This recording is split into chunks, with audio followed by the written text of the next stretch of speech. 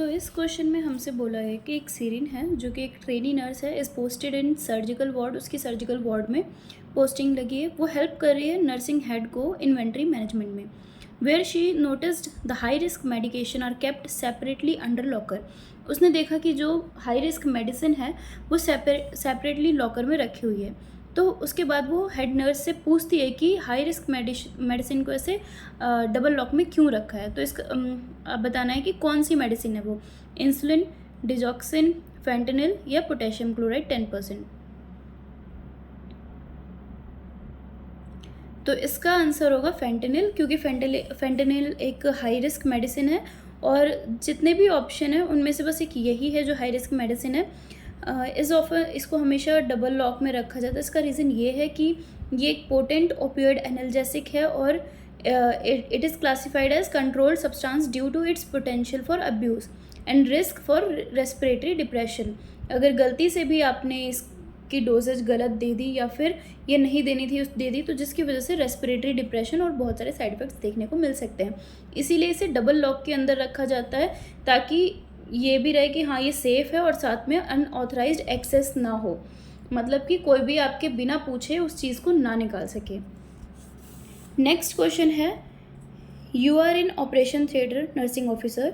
Today you are assigned in laparoscopic OT to function as a scrub nurse. The patient has been taken inside the OT and the entire operative team verified the patient side of the operation. The procedure before the incision, which of the following surgical safety checklist point is being performed in the given scenario? तो OT में आप लोग हो, ठीक है, उसके बाद वहाँ पे पेशेंट की जितनी भी जानकारी होती हैं, साइट ऑफ ऑपरेशन, प्रोसीजर क्या होना है, ये सारी चीज़ें देखी गई हैं। तो बताना है कि इन चारों में से कौन सा ऑप्शन है जो सर्जरी से पहले किया जाता है, sign in, sign out, time out या ऑल ऑफ द अबव। तो इसका सही आंसर है टाइम आउट।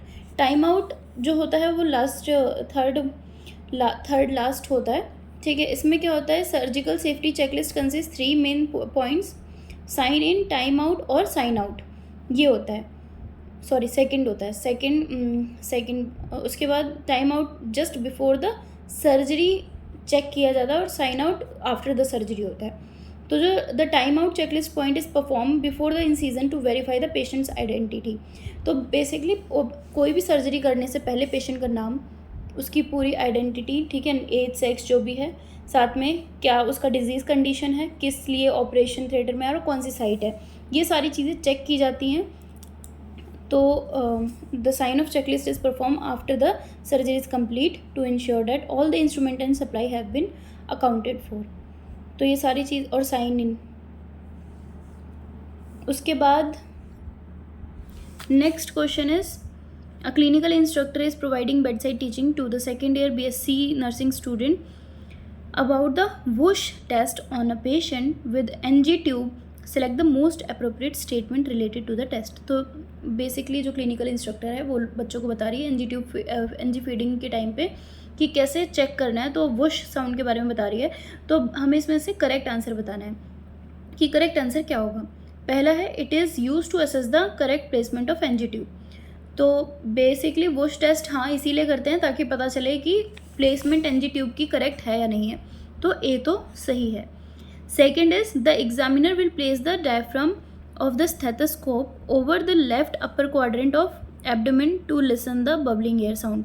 ये भी सही है, left upper quadrant of abdomen में ही डायफ्राम को रख के चेक किया जाता है कि बबलिंग साउंड आ रही है कि नहीं आ रही है, ठीक है। The air is injected with the help of syringe, हाँ ये भी सही है। NG ट्यूब में सिरिंज के थ्रू एयर इंजेक्ट की जाती है और उसी टाइम पे आपको अस्कल्टेट भी करना होता है। वुश साउंड जो है सुनाई देगी, जिसका मतलब है कि हाँ ये स्टमक में ही इसकी प्लेसमेंट है। तो और डी है all of the above. So इसका right answer all of the above होगा, क्योंकि जितने भी गिवन स्टेटमेंट हैं वो सारे ही करेक्ट हैं। Next is, when a nurse suspect an air embolism due to accidental disconnection of parenteral nutrition tubing from the central line catheter